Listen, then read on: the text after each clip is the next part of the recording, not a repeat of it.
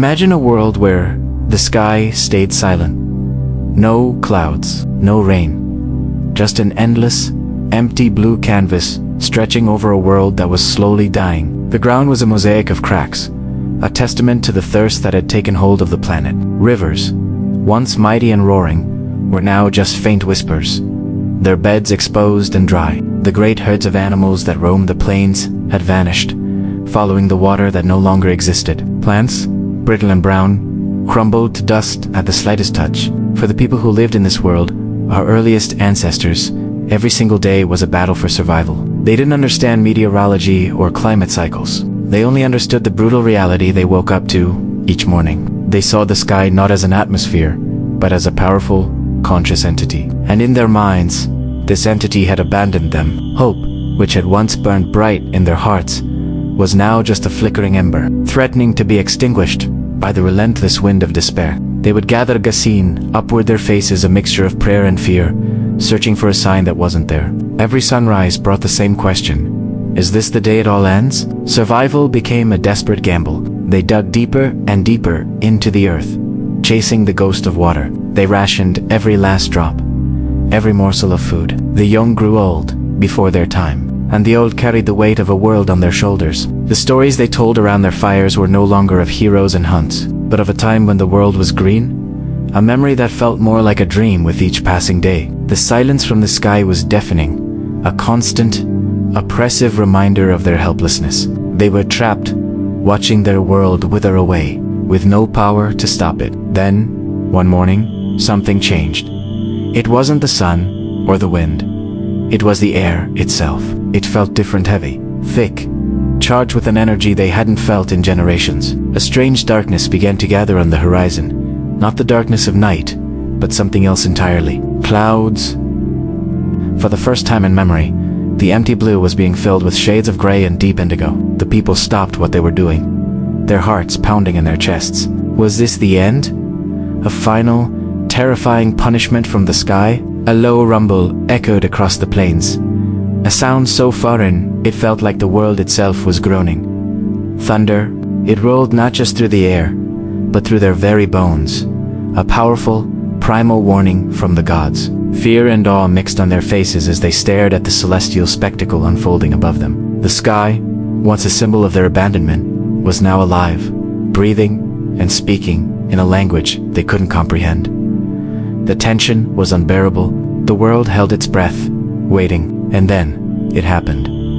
A single drop, it hit the cracked earth with a small, sizzling sound. Then another, and another. Soon, it wasn't just drops, it was a torrent. Rain like life itself was falling from the sky.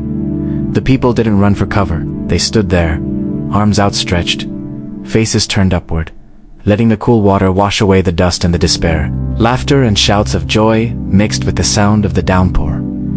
It was a symphony of rebirth. That rain did more than just soak the land.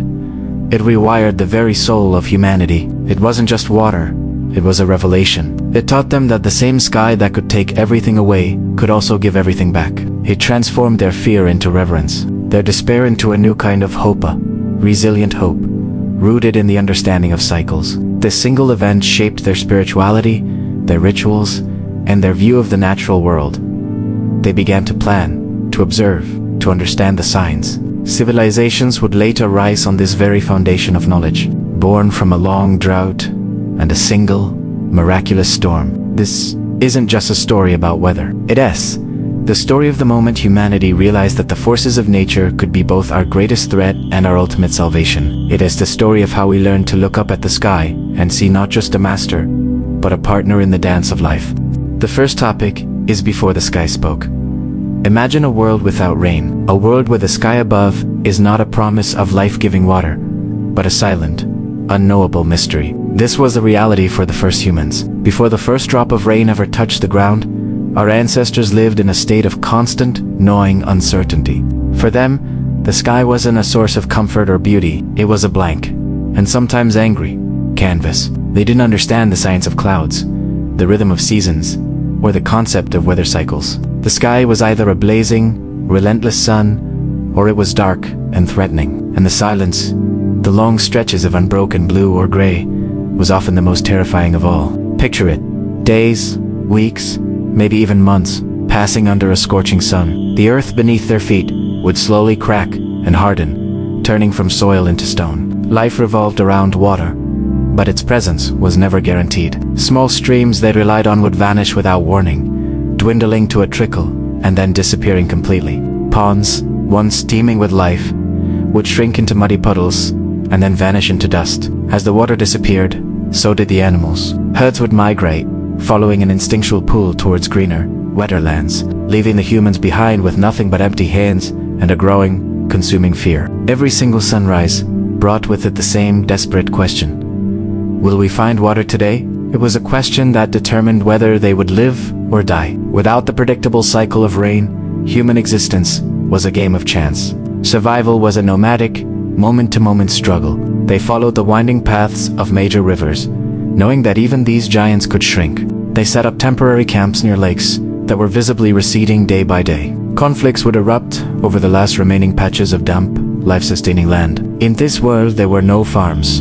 How could you plant a seed in ground that might never see water? There were no stores of food, no way to plan for the future. Survival meant living for today, and only for today. The concept of tomorrow was a luxury they couldn't afford. Hunger was a constant companion, a dull ache that never truly went away.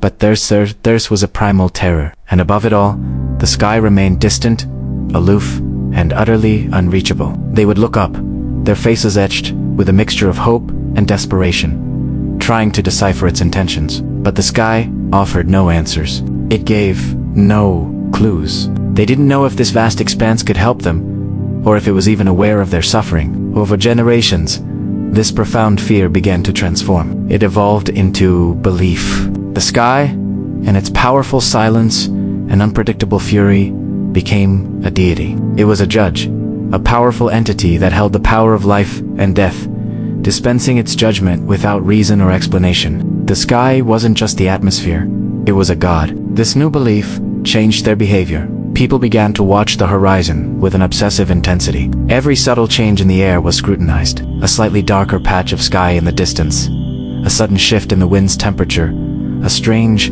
earthy smell carried on the breeze. Any of these could spark a flicker of hope. But hope was a fragile, dangerous thing in a world so harsh. When these signs led to nothing, when the sky remained stubbornly dry, the disappointment was crushing. It hit them harder than the heat itself. Imagine the scene in a small, desperate clan. Children, too young to understand but old enough to feel the gnawing thirst, would cry. The elders, their faces lined with the wisdom of many rainless seasons, would whisper their worries. The entire group would be plunged into heated debates. So hold we mobe, or should we stay? Both choices were a gamble with their lives. Moving meant abandoning the little water they had for an uncertain promise. Staying meant watching their last resource evaporate. This was a world that constantly reminded humans of how small and vulnerable they were. Nature was not a gentle, nurturing mother. It was a powerful, unpredictable force that commanded respect and fear. The relentless silence of the sky hammered home one painful, undeniable truth. If nothing changed, if the water didn't return, their time on this earth was coming to an end. This deep, existential fear, this desperation born from a silent sky, wasn't just a period of suffering. It was a crucible. It was the force that shaped the human spirit, that forged our resilience, our ability to hope against all odds, and our eternal quest to understand the world around us. That fear, born under a rainless sky, set the stage for everything that was to come. It was the quiet before the storm that would change the world forever. The second topic is a world dying of thirst. The world was dying of thirst. At first, it was subtle. A day without rain became a week, then a month. But soon, the effects were impossible to ignore. The land didn't just look dry, it felt utterly dead. The vibrant green grass of the plains turned a sickly yellow, then withered into dust, disappearing completely under the relentless sun. Trees, ancient and wise, dropped their leaves far too early, their branches skeletal against a pale, empty sky. A desperate attempt to conserve the last traces of moisture within their bark. The very earth cracked open, deep fissures running across the landscape like scars, as if the planet itself were breaking under an immense, unseen pressure. It was a silent, slow-motion catastrophe. The animals were the first to suffer. The great herds of grazers, which once moved like rivers across the land, began to teen. They journeyed farther and farther in search of water and pasture, leaving behind a trail of bones and a profound, unsettling silence. The predators that relied on them soon followed, their calls fading into memory. Hunters from the human tribes returned to their camps, empty-handed more and more often, their faces etched with a growing dread.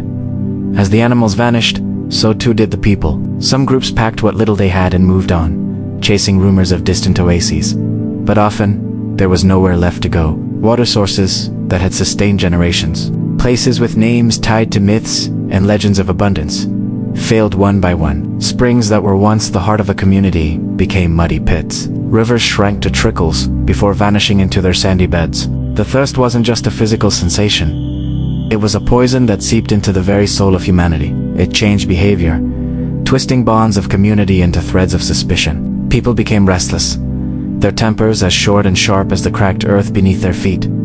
Patience wore thin. Cooperation, the cornerstone of their survival, began to weaken and crumble. Simple arguments over a shared tool or a patch of shade would escalate into bitter fights. Once cohesive groups fractured, splitting apart as different leaders proposed different, desperate paths to survival. Each faction believed their own way offered the only chance. Families were forced to make impossible, heart-wrenching decisions. Who would undertake the perilous journey in search of a new home? Who would stay behind to guard what little remained? And the most agonizing choice of all, who would drink the last few precious drops of water? These were choices that no parent, no child, no leader should ever have to make. The children were the most vulnerable. Their thin, frail cries echoed through the desolate camps, a constant, piercing reminder of the ticking clock that governed their existence. They were too young to understand the complexities of drought and migration, but they understood hunger and they understood thirst. The elders, with memories of a different world, would gather the little ones and share stories of better times. They spoke of lands where water flowed freely from the mountains, of rivers so wide you couldn't see the other side, of rain that fell for days on end. But as the drought wore on, these stories began to feel less like history and more like myths, like beautiful, painful fairy tales from a world that had never truly existed. Hope, once a resilient flame, was slowly, inexorably turning to ash.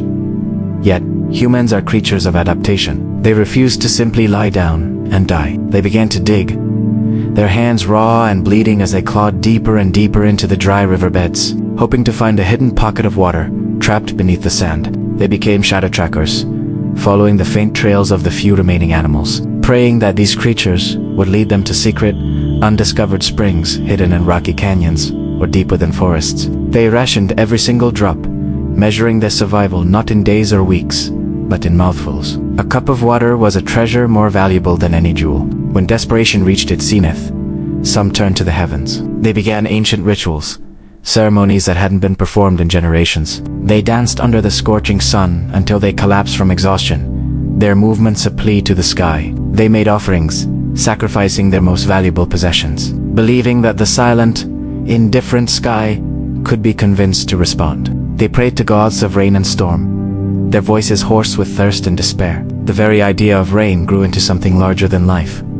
It was no longer just a meteorological event. It became a symbol of survival itself, the ultimate salvation. People would close their eyes and imagine it, trying to remember the sensation. They dreamed of cold, fat drops of water splashing onto their hot, cracked skin. They imagined the rich, earthy smell that rises when rain first hits dry ground descent they hadn't known in years. They pictured the dead rivers roaring back to life, the landscape transforming from brown to green overnight. Rain was no longer just weather. It was a promise of rebirth. It was everything. But the days stretched into weeks, and the weeks stretched into endless, agonizing periods of oppressive dryness. The fear, which had been a low hum in the background, now reached a terrifying crescendo. Humans, for all their ingenuity and resilience, were standing at the very edge of extinction, and many didn't even fully realize how close they were. One more failed migration, one more dry season, one more riverbed that yielded no water, and entire groups, entire cultures, could vanish from the face of the earth forever, their stories and songs lost to the wind. And then, just as all hope was about to be extinguished, when the last prayers had been uttered, and the silence of resignation had begun to fall, something changed. High above them, in the vast, empty expanse of the blue sky, a single wisp of white appeared.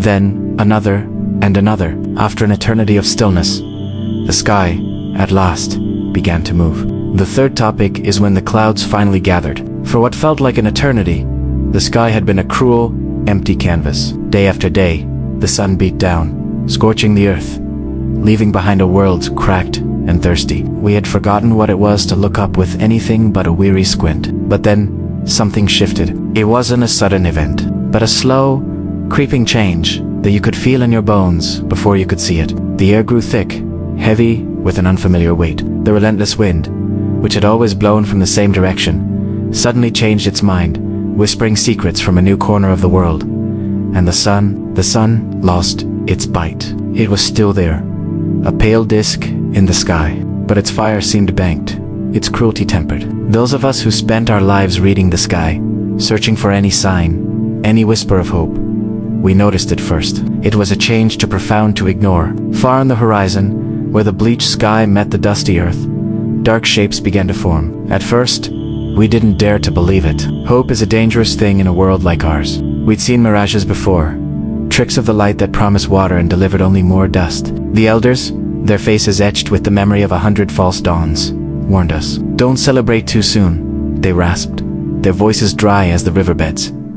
The sky has tricked us before, but these shapes were different.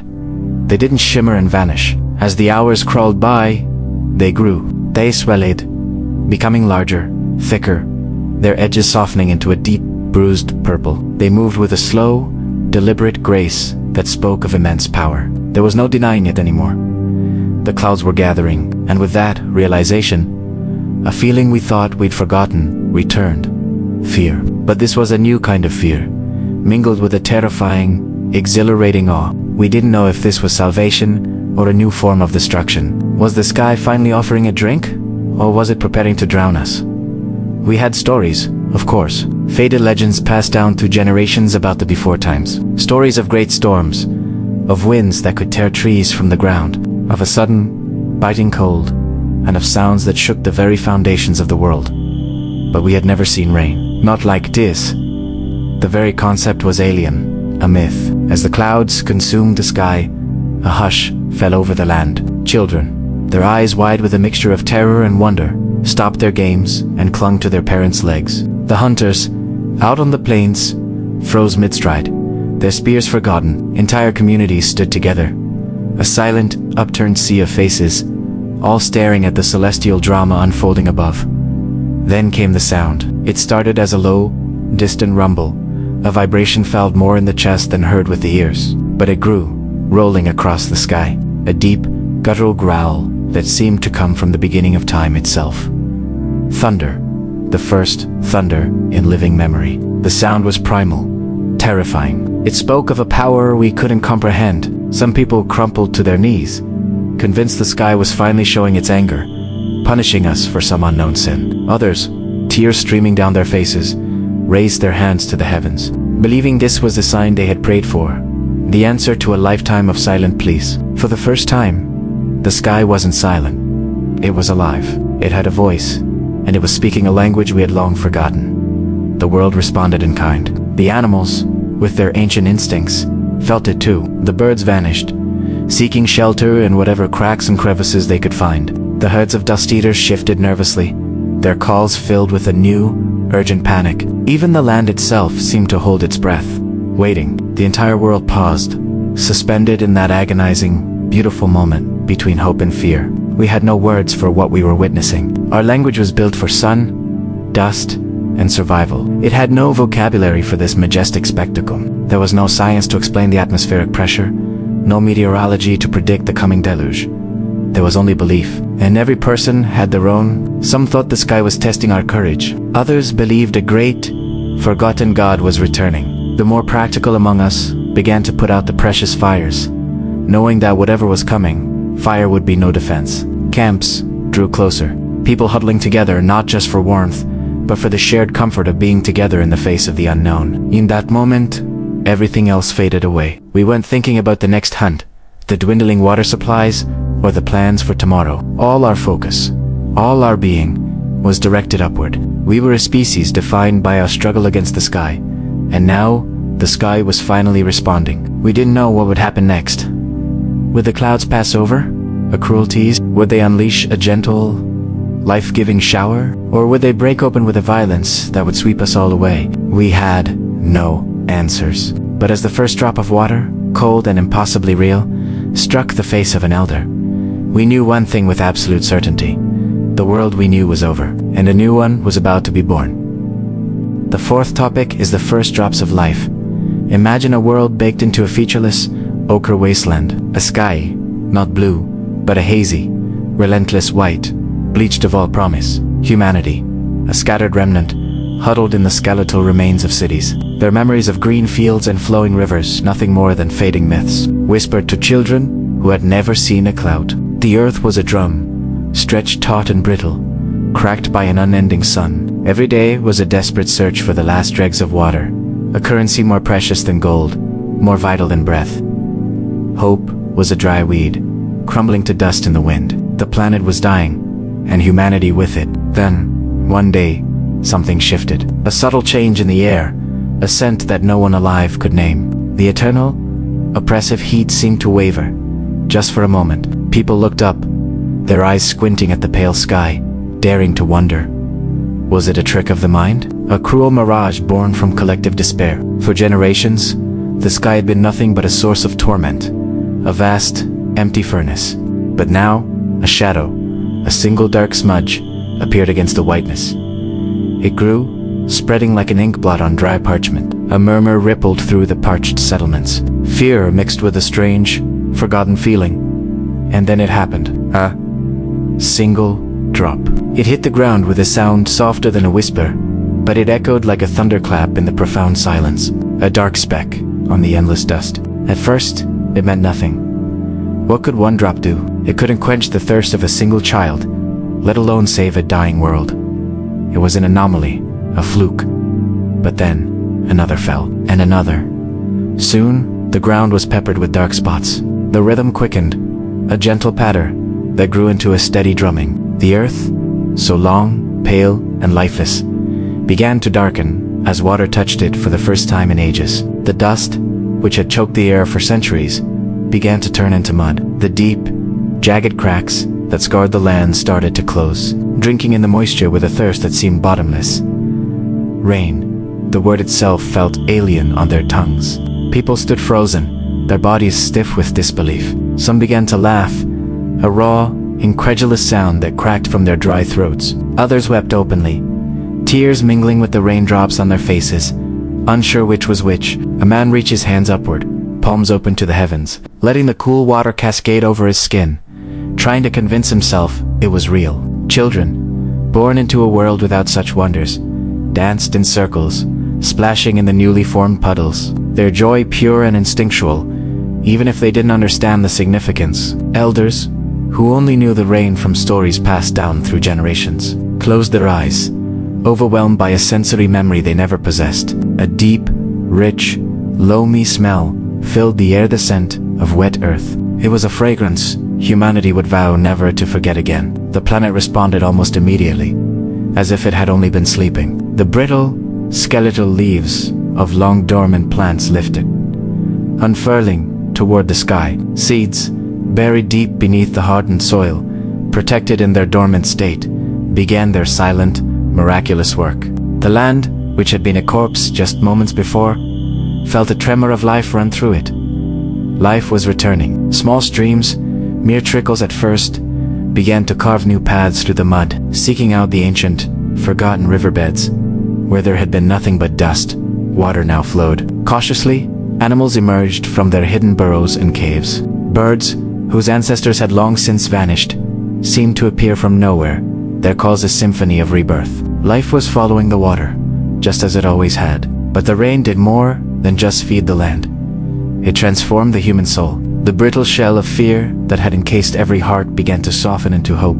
The knowing desperation that had driven them to the brink turned into a quiet, profound belief in tomorrow. Humans learned a powerful, humbling lesson that day. Nature, the same force that could scorch their world and bring them to their knees, also held the power to save them. It was a moment of awakening that would reshape human thinking forever. The rain was no longer just water. It became sacred. The sky was no longer a relentless enemy, but a giver of life, a source of miracles. In the days and weeks that followed, People began to watch the sky with a new kind of intelligence. They started to remember, or perhaps relearn, the ancient patterns. They noticed how certain clouds brought certain kinds of rain, how the wind could be a harbinger of change.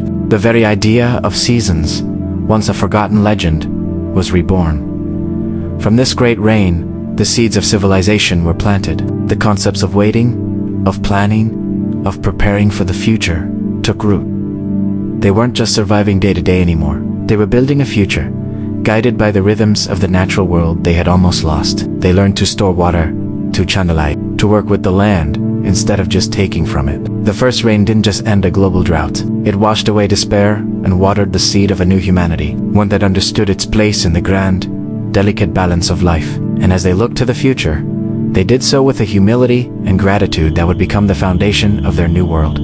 The fifth topic is rain that changed humanity. Have you ever stood in the rain, feeling the drops on your skin, and who's felt alive? We often see rain as just weather, a simple part of our daily lives. But what if I told you that one particular rainfall, long ago in our deep past, didn't just end the drought? What if it fundamentally changed what it means to be human? Today, we're going on a journey back in time, to a world scorched by an unforgiving sun, where a small group of our ancestors looked to a cloudless, empty sky, their hope almost gone. We're going to explore the story of the rain that changed everything. Imagine a world without rain, not for a week, not for a month, but for years.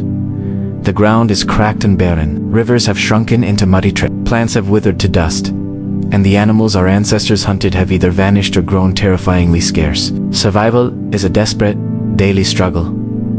Every sunrise brings more heat, more thirst, more fear. Humanity is on the brink, a species wandering a dying land with no guarantee of another day. This was the reality for our early ancestors. Their world was defined by scarcity and constant movement, a relentless search for the next water source, the next meal. The sky was just an empty, indifferent expanse of blue or a hazy, sun-bleached white. It offered no comfort, only heat. Then, one day, something different happened. A whisper of change in the air. The wind shifted, carrying a scent they had smelled in so long it was almost a forgotten dream. The smell of moisture, of damp earth. Tay looked up, and for the first time in an age, the sky wasn't empty. Small, dark smudges appeared on the horizon. Clouds. At first, there was probably disbelief, maybe even suspicion. They had seen clouds before that promised nothing, but these were different. They grew, darkening, swelling, swallowing the oppressive blue. A low rumble echoed in the distance, a sound so foreign it might have been frightening. Was it a beast? A spirit? They had no words for it, no science to explain it. There was only a primal feeling, a mix of fear and a tiny, fragile spark of hope. And then, it happened. A single drop, then another. And another. A collective gasp must have swept through the clan. People would have stopped, frozen in place, looking up with wide eyes as the first rain in a generation began to fall. Imagine the children, born into a dry world, feeling rain for the very first time. The shock, the confusion, the wonder. The elders, their wrinkled faces turned to the sky, tears mixing with the raindrops. This wasn't just water, it was a miracle. It was life itself, pouring down from a sky they thought had abandoned them. They would have danced, shouted, and let the water wash over them. A baptism that cleansed away the dust and despair of years. That day, the rain didn't just save their lives, it rewired their minds. After that first transformative rainstorm, the world was never the same. Most importantly, the sky was no longer just a backdrop. It became a character in the human story, a powerful force to be watched, respected, and understood. Humans began to look up, not just with hope, but with intelligence. They started noticing patterns. They learned that certain types of clouds brought rain, while others were just passing through. They felt a change in the wind's direction, smelled the air before a storm, and connected these signs to the life-giving water that followed. This was the birth of observation, the very first step toward science. They didn't understand meteorology, of course, but they understood cause and effect. Nature, they realized, moved in cycles. Droughts didn't have to be the end. They could be waited out. This newfound predictability had a profound effect on how they lived. Before, life was nomadic out of necessity, a constant chase for resources. But now, with the return of water, the land began to heal. Green shoots pushed through the cracked earth. The animals, drawn by the new growth, returned. For the first time, our ancestors could entertain a revolutionary idea. What if we didn't have to keep moving? What if we could stay here? The concept of a settlement, a home, began to take root. This was a monumental shift. Instead of reacting to crisis, they could start planning. They could store water. They could observe which plants thrived after the rain and where the animals gathered. The endless, exhausting marathon of survival was slowly being replaced by the patient, strategic rhythm of stability. The rain didn't just change how humans interacted with the land. It reshaped their inner worlds.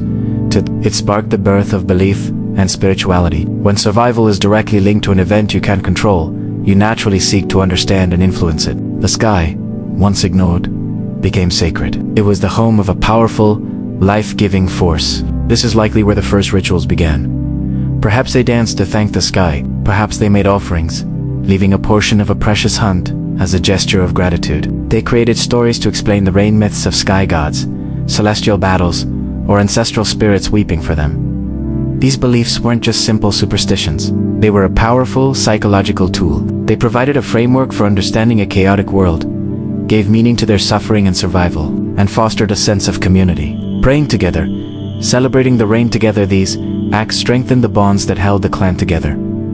The sky wasn't just weather anymore. It was a deity, a parent, a source of ultimate power. With this new stability and a shared belief system, another crucial element for progress emerged: the transfer of knowledge. The elders who remembered the signs of the last rains became the most valuable members of the group. They were the libraries, the living encyclopedias of survival.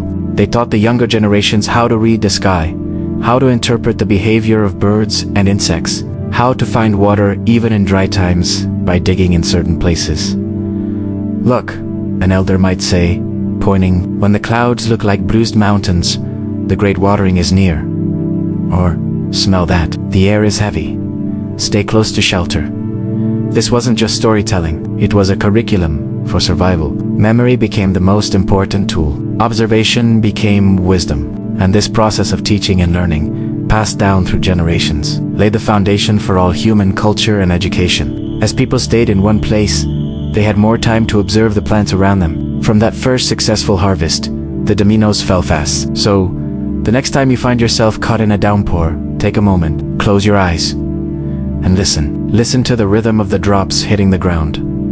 In that zone, you can hear an echo of our deepest past. You can hear the celebration of our ancestors, the sigh of relief from a thirsty world, and the whisper of a future being born. That rain carries an ancient meaning, a reminder of a time when our very existence hung in the balance, decided by a change in the weather. It reminds us of our profound connection to the natural world and the incredible resilience of the human spirit. The first rain didn't just water the earth, it planted the seeds of civilization, and we are all living in the world that grew from it. It's a powerful thought, isn't it? The idea that one rainstorm, millions of years ago, changed our destiny forever. Thank you so much for joining me on this journey back in time. If you found this story as fascinating as I do, please hit that like button and subscribe for more deep dives into the history of humanity and our world. What other natural events do you think shaped our evo? Let me know your thoughts in the comments below.